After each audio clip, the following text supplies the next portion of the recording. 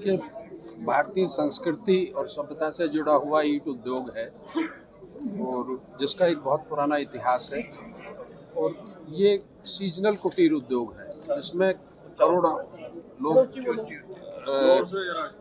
काम करते हैं।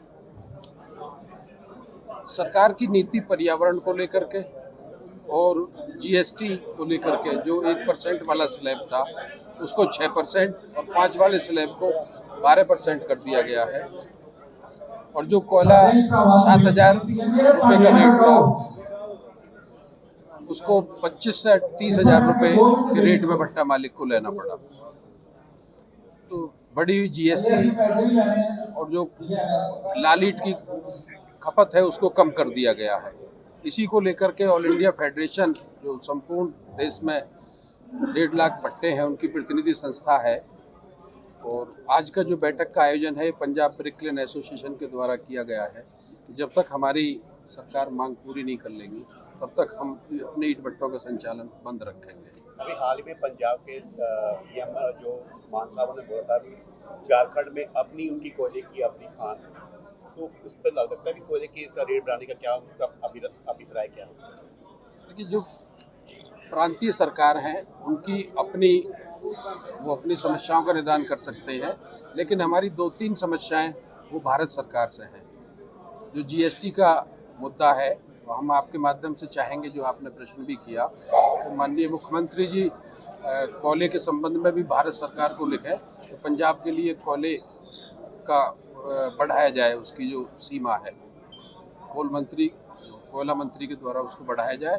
और जीएसटी के बारे में भी पंजाब सरकार प्रस्ताव भेजे कि इस कुटीर उद्योग पे जीएसटी बहुत लगाई गई है, इसको रोल बैक किया जाए। सस्ती तो नहीं है वो ईंटें, इजीली बन सकती है, लेकिन फ्लाई ऐश ईंटों के बारे में जो है टाटा और भाभा एटॉमिक रिसर्च इंस्टीट्यूट और तमाम यूरोपियन बड़ी लैबों की जो रिपोर्ट आई है कि फ्लाई ऐश के बने मकानों में रहने वाले को चर्म रोग, दमा, सांस की बीमारियां और कैंसर जैसी रोगों के होने की संभावनाएं बहुत ज़्यादा हैं।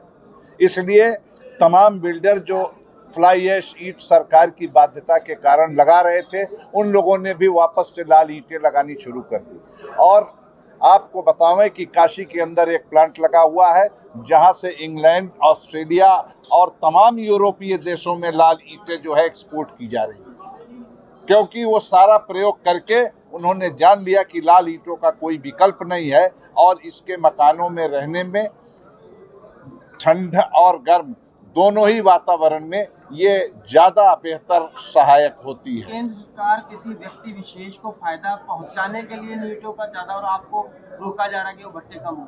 देखिए, कारपोरेट सेक्टर का जिस तरीके से प्रभुत्व बढ़ा है, आज जो हम सबसे बड़ी समस्या जो 10,000 8,000 रुपए का कोयला पिछले सालों में हमने फूका था, इस साल हमने 25 और 26,000 रुपए में वो आयातित कोयला फूका है।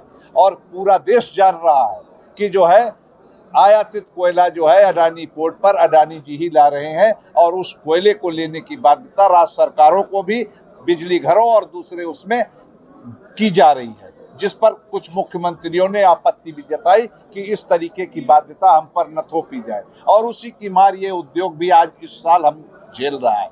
हमारे जीएसटी की ही बढ़ोतरी नहीं की गई, हमारे जो कोयले की बढ़ोतरी जो हमारी मूल खपत है उसमें भी जिस तरीके की बेतहाशा वृद्धि की गई 2 साल कोरोना काल के, यह कुटीर उद्योग अपने झंझटों से वैसे ही वो हो रहा था परेशान। और इस साल जो है कोयले और जीएसटी की मार से यह उद्योग बिल्कुल दम तोड़ दे रहा है। हम किसी हड़ताल पर नहीं हैं, हम इस व्यवसाय को आगे ले चल पाने में अपने को असमर्थ पा रहे हैं। इन परिस्थितियों में हमारी पूंजी, आज केंद्रीय पर्यावरण मंत्रालय कह रहा है कि उन राज्यों में जहां जिगजैग भट्टे नहीं थे आप अपने को कन्वर्जन की ओर ले जाइए, कन्वर्ट कीजिए। एनसीआर रीजन के अंदर 1 साल के अंदर उनको कहा कि आप अपने सारे भट्टों को कन्वर्ट कर लीजिए, जिसमें लागत 40 से 50 लाख रुपए आ रही थी। और सारा पूंजी लगा करके जब उन्होंने कन्वर्ट किया तो एनजीटी और सुप्रीम कोर्ट के माध्यम से उन भट्टों को भी संचालित करने में उन्होंने बाधा पहुंचाई। आज हम अपनी बची खुची पूंजी लगा करके अगर कन्वर्जन की ओर चले भी जाते हैं तो हमारे लिए कोई रोड मैप नहीं है कि यह उद्योग कितने दिन चलेगा।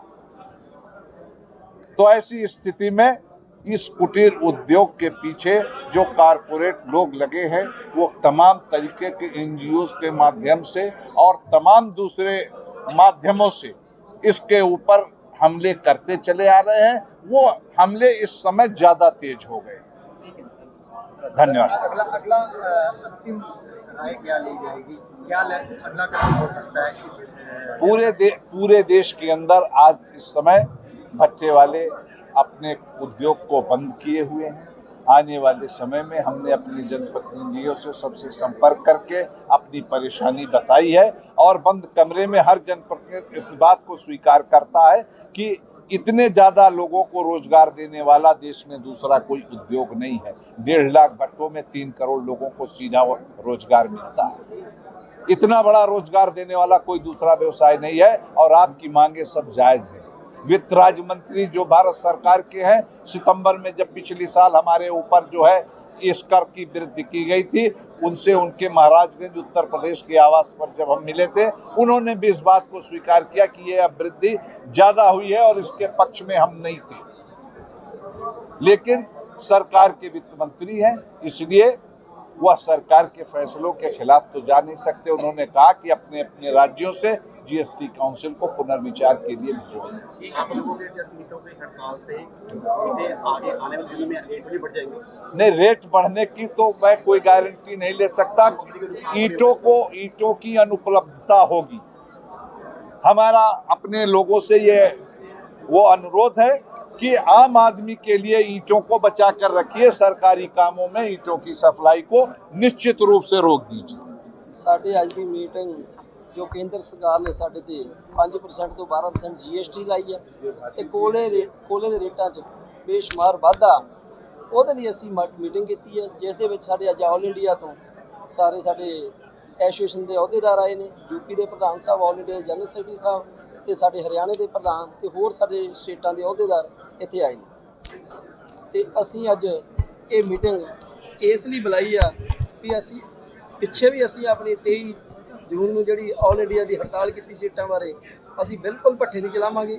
अज असीं पूरा निर्णय ले लिया भी असीं सरकार दे विच कंमां 'ਚ जो भी साडी इट लगूगी वो असीं ਉਹਦਾ बिल्कुल बाईकाट करांगे। ਤੇ ਸਾਡੀ ਪੰਜਾਬ ਸਰਕਾਰ ਨੂੰ ਵੀ ਬੇਨਤੀ ਆ ਕਿ ਸਾਨੂੰ ਸੈਂਟਰ ਸਰਕਾਰ ਨਾਲ ਗੱਲ ਕਰਕੇ ਸਾਨੂੰ ਕੋਲਾ ਤੇ ਸਾਡੀ ਇਹ GST ਕਾਉਂਸਲ ਦੀ ਜੋ ਸਾਡੇ ਵਿੱਚ GST ਵਧਾਈ ਗਈ ਆ ਉਹਨਾਂ ਨਾਲ ਗੱਲ ਕਰੇ, ਸਾਨੂੰ ਕੋਲਾ ਸਰਕਾਰੀ ਰੇਟ ਤੇ ਸਾਨੂੰ ਦਵਾਇਆ ਜਾਵੇ। ਤੇ ਹਾਲ ਦੀ ਫਿਲਹਾਲ ਜਿਹੜੇ ਪੱਠਾ ਹੜਤਾਲ ਚੱਲ ਰਹੀ ਹੈ ਉਹ 'ਚ ਕਿਸ ਤਰੀਕੇ ਨਾਲ ਚੱਲ ਰਿਹਾ, ਕਿਸ ਤਰੀਕੇ ਨਾਲ ਮਤਲਬ ਲੋਕਾਂ ਨੂੰ ਸਪਲਾਈ ਮਿਲ ਰਹੀ ਹੈ ਜਾਂ ਨਹੀਂ ਮਿਲ ਰਹੀ ਹੈ? ਲੋਕ ਆਮ ਲੋਕ ਵੀ ਆਉਣ ਵਾਲੇ ਦਿਨਾਂ ਦੇ ਵਿੱਚ ਕੀ ਇਸ ਚੀਜ਼ ਦੀ ਕਿੱਲਤ ਆ ਸਕਦੀ ਹੈ?